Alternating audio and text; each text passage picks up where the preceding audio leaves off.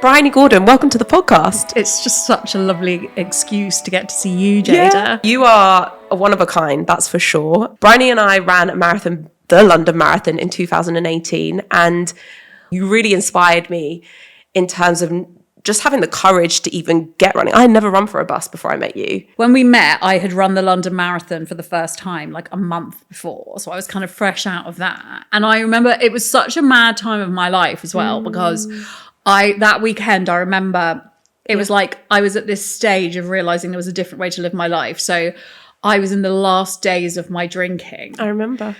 And then when you were like, I'd love to do one. And I was like, I'll take you, I'll like hold your hand through a marathon. And it was like a way of grabbing on to something healthy, like the healthy option as opposed to the drinking option.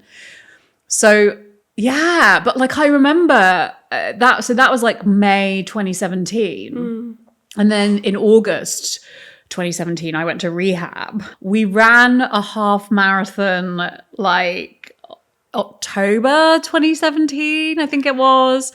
And then in the winter, we had our places for London Marathon. And then we were like, I remember we were doing a training run along the Thames. I think we were running along the Thames, and it was like bitterly cold. And I remember thinking, because we had bonded over this fact, like I think what we both definitely wanted to do was show that exercise is for everyone, no matter their shape or size, you know, and that we were just as able as like size. I mean, like 80. I don't know what size you were, but like I was like, you know, like I veer between size 18 to size 20, whatever. Yeah. That like I could do a marathon as well. And I remember we were like running along the towpath on the Thames, and I was like, why don't we do it in our underwear? Oh yeah, I remember that. Because at the time I was in the kind of, I say, chapter one of my career, where I was a plus size model. I was about size, I'm between like a size 16, 18. And I was a body positive activist. Like I really loved speaking about that online and campaign about it in different ways. And when you approached me and was like, let's do this in our underwear, I was like, hell yeah, this is like a no-brainer. I'm in my underwear on set all the time. Like, I don't care. But it was one thing being on set, and it's another thing being on the public streets of London. Yeah. In our knickers. Well, I mean, in the end, it turned out that actually they were, I mean, like, that was amazing, wasn't it, Jada? Because like the way it caught fire, like we announced we were going to do it in like March, and the marathon was in April. And I just remember like people just got behind us. There was never I think there was like one neggy column from someone at the Sunday Times like the week before, like, it's not empowering to sexualize yourself by running in your underwear. And I was like, you've missed the point of what we're doing. Oh, yeah. This isn't about sexualizing ourselves. This is about the opposite. This is going, my body is a capable body that can do things. How is running in your underwear as a size 16 any different from, besides the physical capability, running in a small sports bra and tiny micro shorts as an elite runner? It's really no different. No. So it's how we picture what it is to sexualize a body. Yeah, I think it's really interesting, that kind of fat phobia. But like, it was so incredible, the response, you know. I remember going on Good Morning Britain. Oh, yeah. It was like, you know, sitting opposite Ben Shepherd in our underwear. We raised 16 grand, I think, for Heads Together, didn't we? Yeah. I mean, not all of our listeners are here listening, training for a marathon per se, but I have a different level of appreciation for what you did. So when we were training, I was in my 20s, single, free, you were young, no responsibilities. I mean, I was, you know, not in you my 20s. were a mum of a 5-year-old. I was, you know, really from a young age struggled with mental illness. You know, I had obsessive compulsive disorder from the age of about 11, and then, you know, eating disorders in my teens and 20s, and then, you know, addiction, alcoholism. And I just really loathed my body. Like I really hated this vessel that had been given to me. And you know, when she was born, that was really the start of me going, hang on a second, look what this amazing thing that your body can do. And then but it takes time. It all takes time. And the moment that I switched exercise from being about punishing myself, which I had been throughout my like teens and 20s,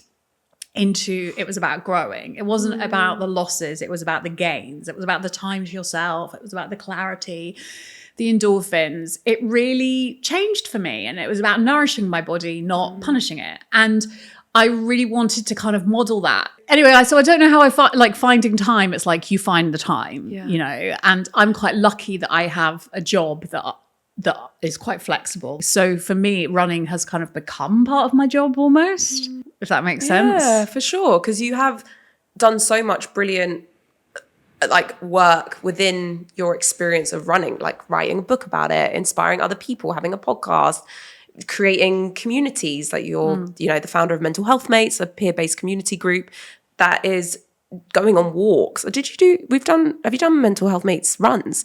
No, it's mostly walks, so people can actually talk. It's about people getting out and being able to like move their bodies and come together.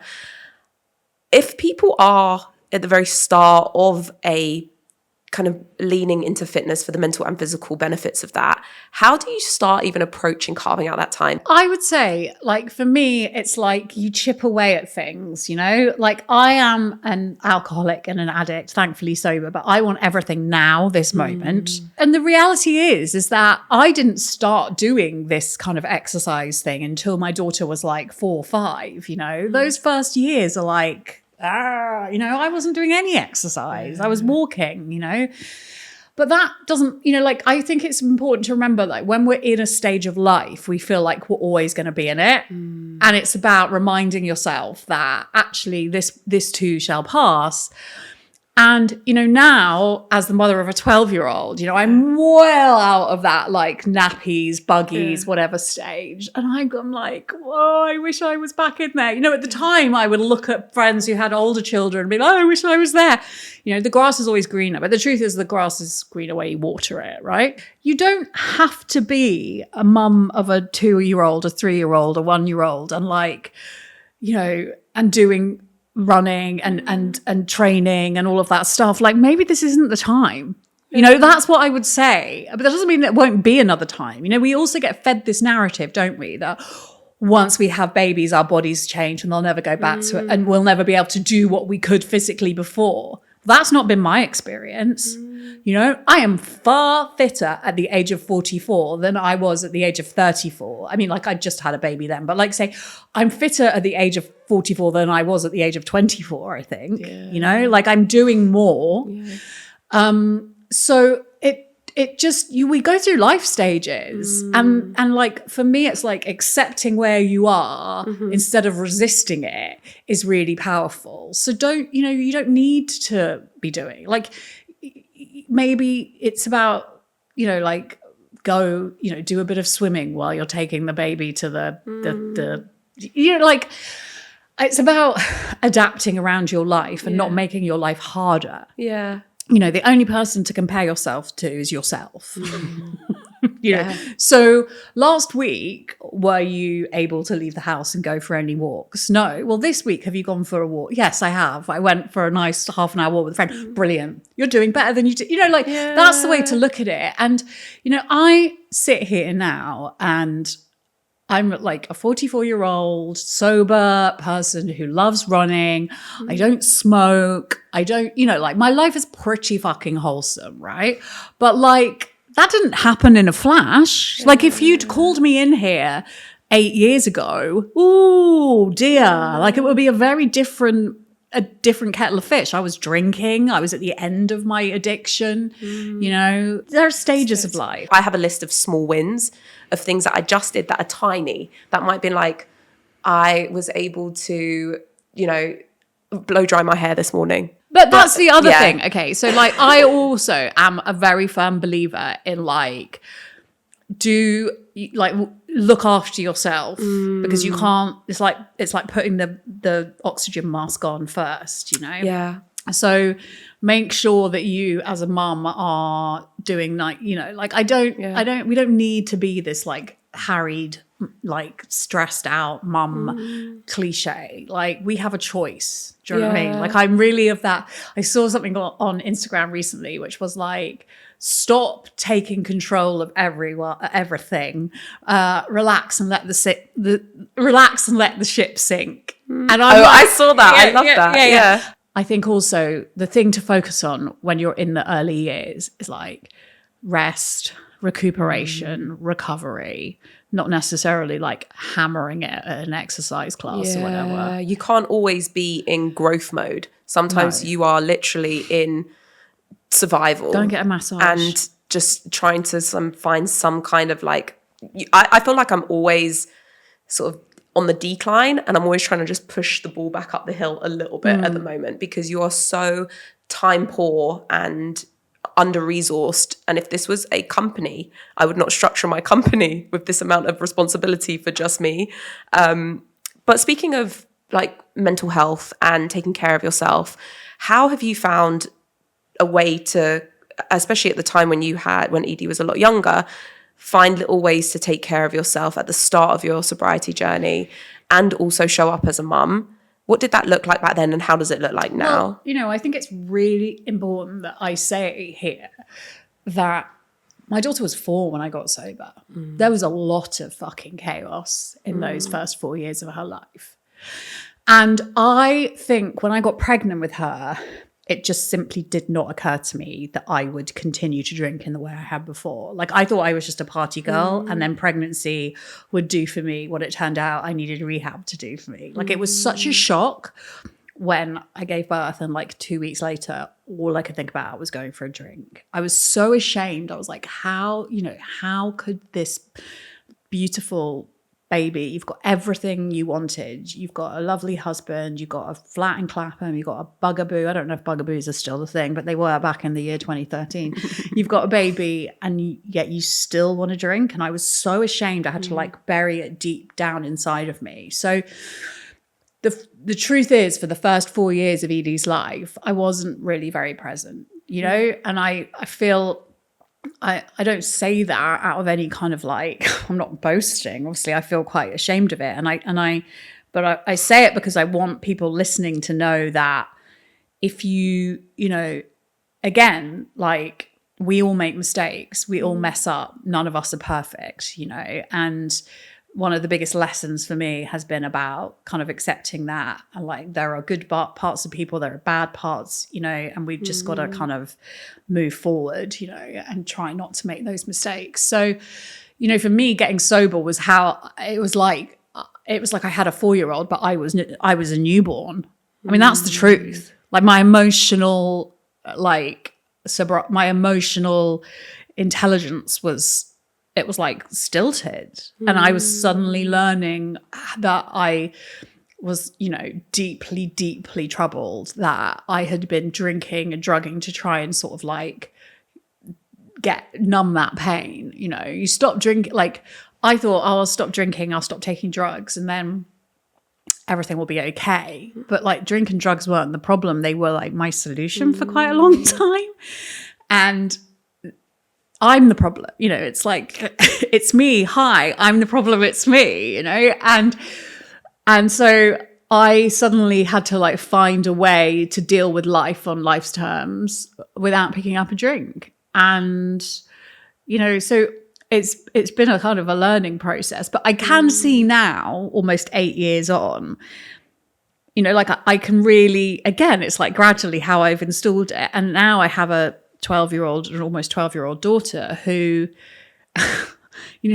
she'll come out with things, and I'm like, whoa, that's really wise. And I realize she's saying it because she's heard me say it from things I've learned through doing the work, from doing some very intensive work on myself. And I think I heard something which was really brilliant, which has always stayed with me, is that the shit we don't deal with, our kids will have to deal with. We pass it down.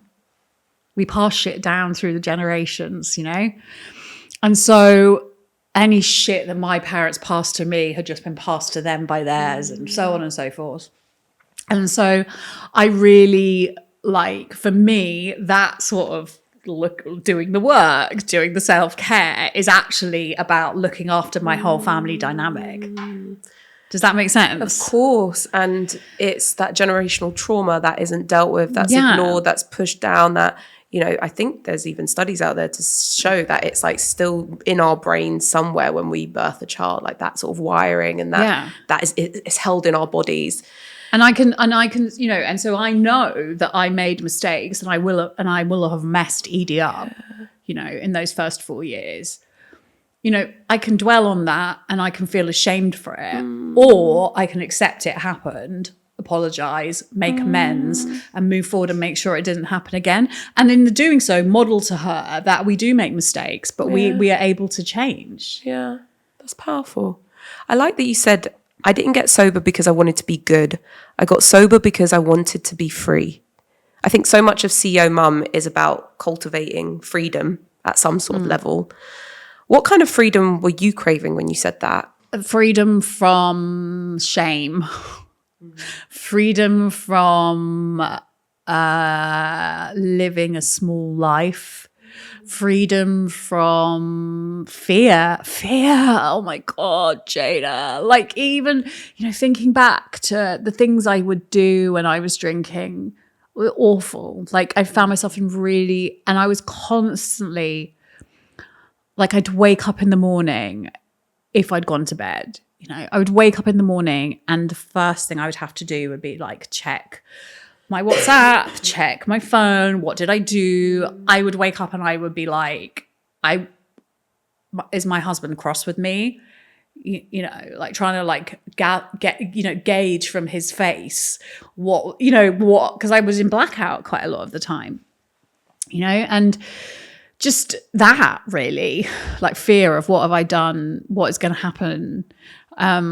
It's interesting because still as a sober person, I still wake up in fear every day, but it's for a different reason. You know, like my brain, I realize is like every morning I wake up and I'm like, oh, fuck.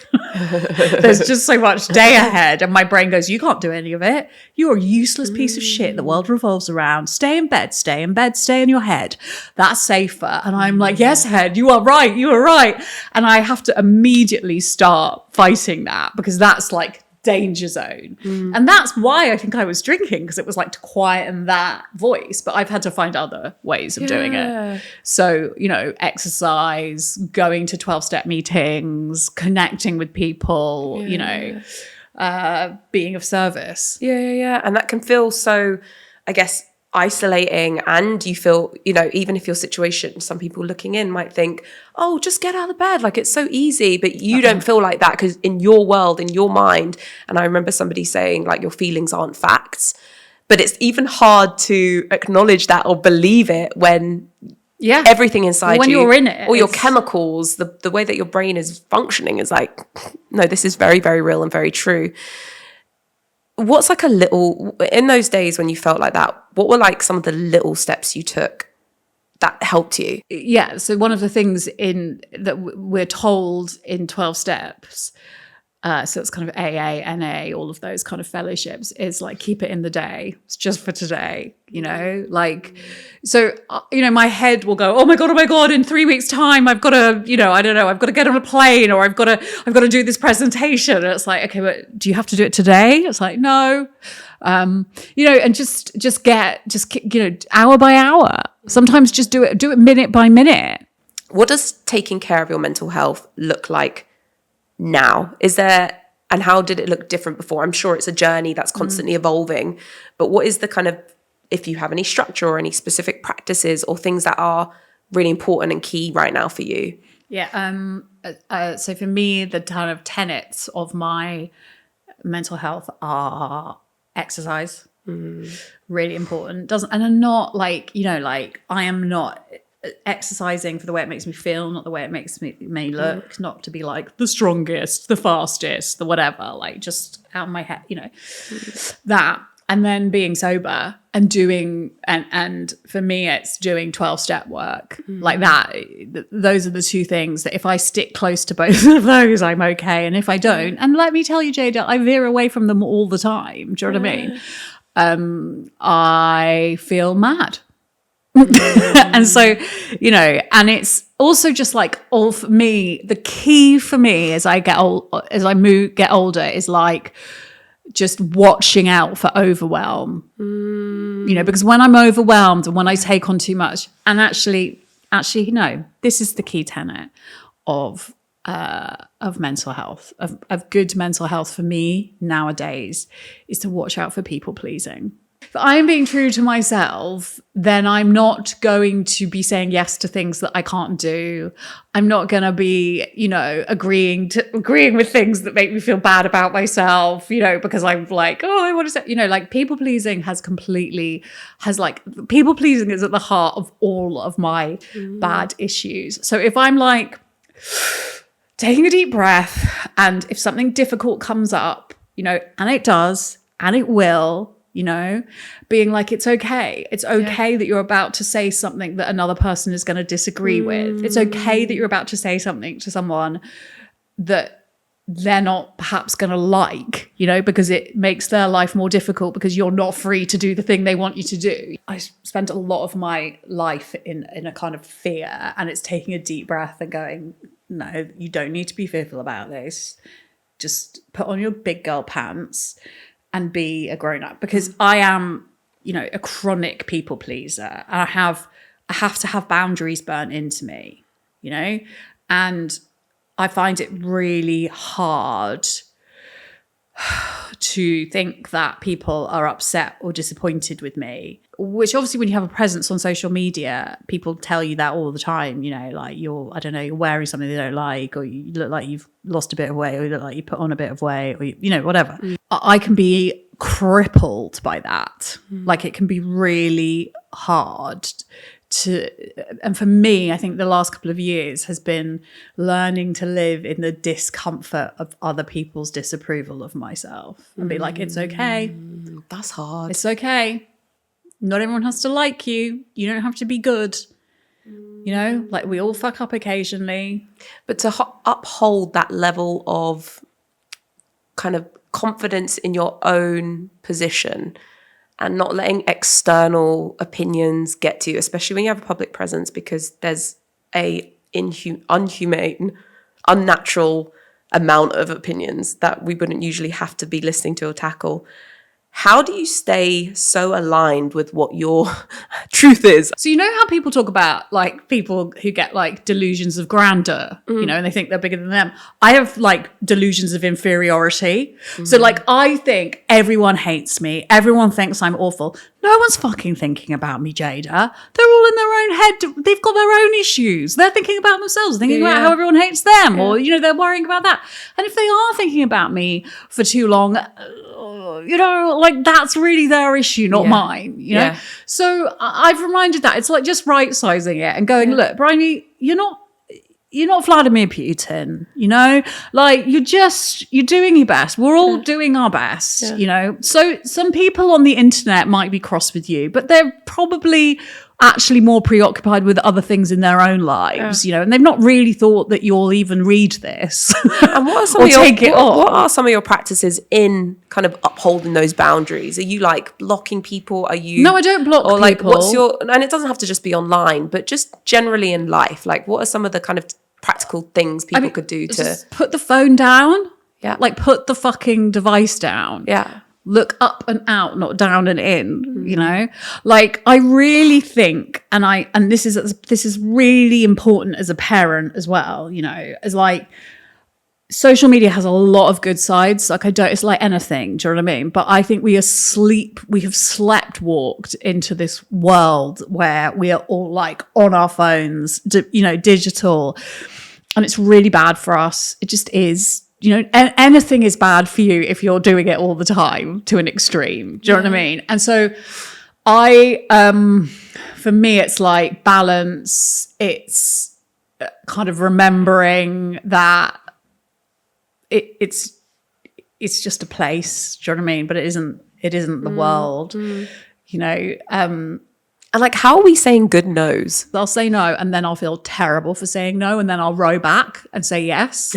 So for me, it's like, it's the after. It's when I've gone away. Like, don't fucking dwell on it. Don't start beating yourself up. Oh, have I upset them? Have I disappointed them? It's like, stop. Yeah. Just move on and get on with your life. Yeah. People say no. Like, I love seeing examples of people being like ballsy and not giving a shit. Yeah. Because I'm like, oh, look, they've done it. I just think it, like in a real, I'm very practical. I think very logically. And I think for me, it's like, if I really want to do something, but I know I can't show up and give it to like my 100%, like that's going to be a no, because it's not going to benefit anyone. It's going to be bad work, or it's going to be, I'm not going to be thinking when I'm there, my mind's going to be distracted, or I'm probably tired and my brain can't switch on for the day. So I'd rather just show up when I'm actually 100%, or, you know, even if it is a no, like I didn't want to do it. If it's not a hell yes, it's a no, then, you know, some things it's just not quite right now for me, but I really appreciate the opportunity. I think no is okay. I don't know if it's a cultural thing, but it's okay to say no. It doesn't mean you're rude. Yeah, as long as you're polite with it. And there's obviously times when you will have to do things that you don't like for other people, because that's life, you know. Yeah.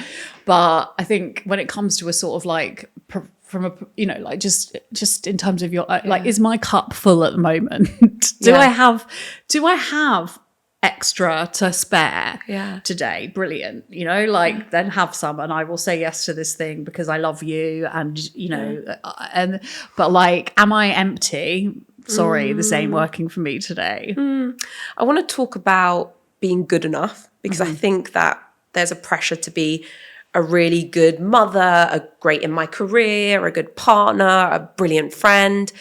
But how have you kind of redefined what good enough means for you right now? It's interesting. Such a good question. Good enough. I mean, I'm definitely, as well as being a recovering people pleaser, I'm a recovering perfectionist. Perfectionism is a terrible, terrible patriarchal ideal that got put on us, and which holds us back. It really holds us back. And so being imperfect is like, I love it. It makes me feel quite radical. And I think framing it like that, like remembering, I don't have to be the best at this. Because we're told as girls, you have to be really good. You know, there's like, only one spot at the top. There's only, exactly. And like going, and just remind yourself, no, there's more than enough to go around. Yeah. And I don't have to be the best. I don't, you know, like, I just have to show up and do as well as I can on that given day. And sometimes it's like, sometimes, babes, you may have turned up and done a shoddy job. Like, that happens as well. Oh, yeah. Do you know what I mean? Like, just accept it and go, okay, well, I'm not the worst person in the world. I was tired. I dropped the ball. I don't like this idea of like how not to drop balls. Like, I would say to women, drop the balls and look as the world continues to turn. Do you know what I mean? And you're like, oh, it's okay. Oh, look, I've dropped some balls. Yeah. Why don't you go and pick them up for me? Yeah. You know, like, I'll pick them up later. I'm going to go and have a lie down now, you know, so I get back on my game. Like, perfectionism. Yeah. So it's like, I can spend a lot of time self-sabotaging. Perfectionism for me is a form of self-sabotage, because it will stop me doing things. Yeah. Because I'm like, well, if I can't do that really well, and if I'm not going to win at it or whatever, if I'm not going to get that one spot, I don't want to do it because I'm scared of rejection. And that holds me back. And it stops me from doing things that will widen my life and make it bigger. Yeah. You know? So I think that's the kind of thing. Remember, like, sometimes trying to be good is self-sabotage, and it's actually bad for you. Yes. I also think that when we are, especially in the startup world, you're never going to end with the amazing product that everyone's going to be buying, that's mass market. You're going to be starting with a really rubbish MVP, or even the version before the MVP that is a shabby drawing that is probably not going to work, and you're iterating to find out what the product market fit is. Or even if you're starting a new hobby, or, you know, even in your journey of parenting, you're never going to be the mother you are in a year's time, the mother you are on day one. And you have to just accept that the process, you have to honor the process. Another one I love, rejection is actually the universe's protection. Like, you were not supposed to go there. You need to be somewhere else. I do believe that. Yeah. Yeah. I have this, you know, obviously I have moments of like despair and chaos, especially when I'm PMSing. But I generally have a bias for those type of things where if it's not meant for you, it's because something else is ready. Yeah, but it's taken me years to get to that place. Yeah. Like I'm still not really there. Like I will spiral if I don't get if I'm rejected. I'm like, I'm the worst. I'm terrible. I'm not doing it right. Like I really have to work on that perfectionism thing. I want to talk about Bryony Gordon as a CEO mum. Oh right, yeah. I'm CEO of Bryony Gordon Incorporated. You're a mother and you have multiple things under your belt. What does the structure of your day and week look like? I don't have structure. I know like there are certain days of the week where I'm doing like recording a podcast, certain days where I'll be writing a column, you know, and then... And is all that happening like from like a more practical point of view? Are you a podcast out of the home, writing at home? Yes. And obviously like Edie's a lot older now, so I'm guessing like you're not I having to do like school runs and things like that. So that does, you know, and I would say that like changes as well. I was going to say. Like I don't have to get back for 3:15. Like what the fuck? Like who came up with the school day? Like 3:15. Like I'm just getting going. Yeah. Anyway, so I don't have structure really. I have I can go through periods where it's like the other day I was like, I'm working 6.5 days a week. And my husband was like, that's 7 days a week, right? And I'm like, yeah. But then but I'm very strict on like 6 p.m. I'm off. Oh, great. I'm off and I'm with my daughter and we're watching probably Grey's Anatomy. I go to bed really early, Jada. I know this about you. Really early. Like I'm in bed at like 8:30. Don't necessarily go to sleep, read, you know, that kind of thing. Do you find like it's obviously very different now that your daughter's older versus when your daughter was a baby versus when she was like 7, 8, 9?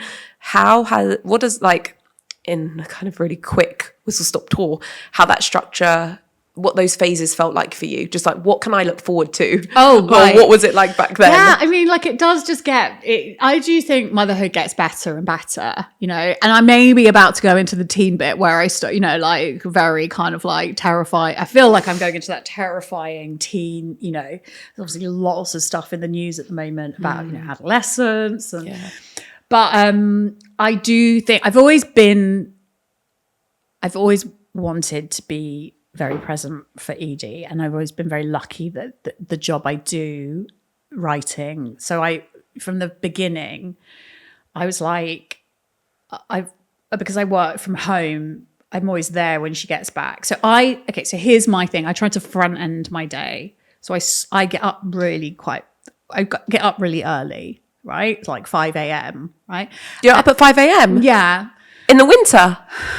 Yeah, like that's my... You are 5 a.m. club. Wow. But no, but it's... I want to be 5 a.m. It's a slow... but it's completely different. Do you have an alarm? Yeah. Have you always been 5 a.m. or did it happen when you had the baby? No, this is like the last couple of years, but I front end my day. so very often then by like 3-ish, 4-ish, I'm done. You know what? I was always a night out and I would really champion that. But since I've had the babies, I find that I'm having to structure my day where my energy leads me. And do you find that you're waking up at 5 a.m. because you're... Well, it goes better. That's just like I've made that happen. But like then I can get a couple of hours work stuff done before anyone else is up. Do you know what I mean? So, but like by the time everyone's off to... You know, like I've done a few hours of work, then I can break, do a bit of exercise, go back, sit, work intensely. I'm quite like I benefit from working intensely. I'm kind of like all or nothing. I'm either like running or lying on the sofa. That's my kind of very much my thing. So then when she's back at like 4-ish, 5, I mean, like it's not, do you know what I mean? Yeah. Like yesterday I didn't finish till like 7-ish or whatever, but then but that was a column day, do you know what I mean? And then, so it started a bit like, you know, like, but I just like do like intense chunks. Okay. And I don't like having stuff hanging over me. Yeah. And I always get the worst thing done first. Yeah, people have said that. Always get the thing you don't want to do out of the way first. So it's not hanging over you. And you get lighter and bouncier as the day goes on. Well, I also get my deep work done at the start of the day because that's when I can then start... my brain is like more alive, whereas like my brain starts to like switch off as the day goes on.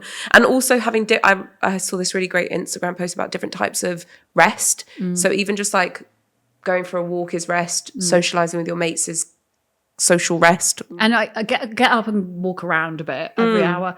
And then I have a thing that just like locks my phone down so I can't look at it.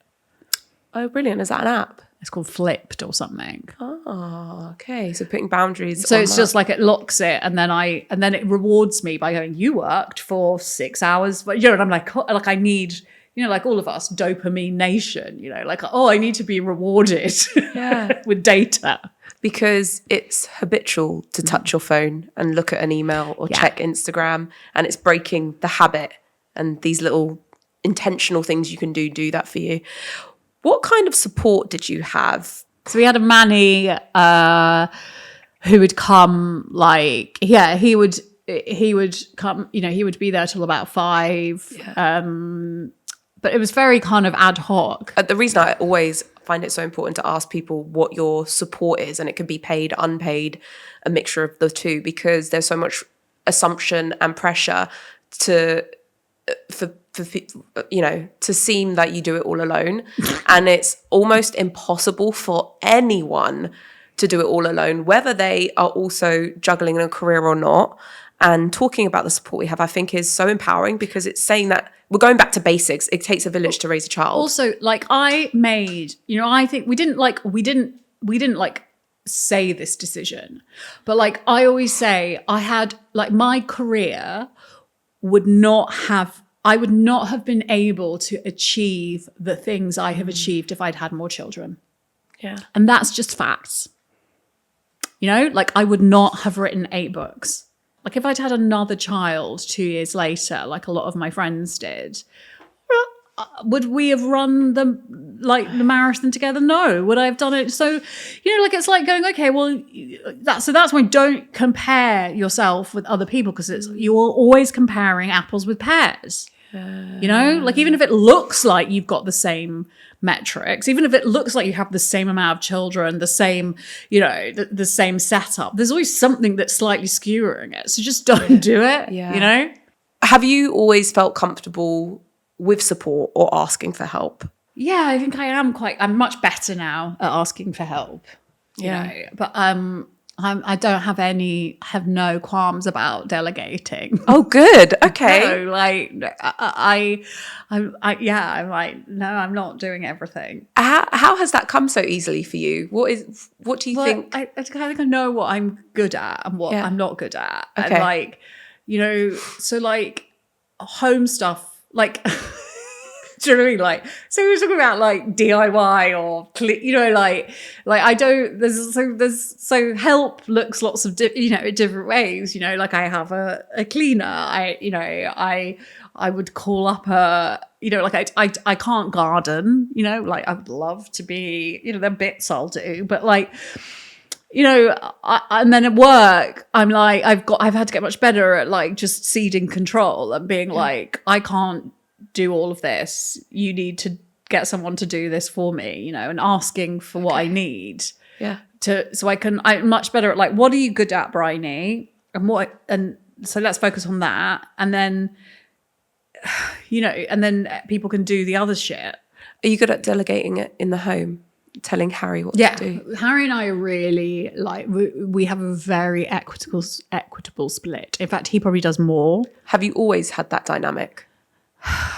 Not always, no, but he is, again, it wasn't a conscious decision, but he was he's always been just incredibly supportive of my career and stepped back a bit in his own, I suppose, to be able to support me, and we're definitely at a stage now where I'm you need to go off and do that. And because I can now, I've got to a stage in my career where I can a bit more. But do you feel like this is, now it's his turn to kind of move ahead? I mean, I think that he, I definitely couldn't have done it without him being a decent bloke.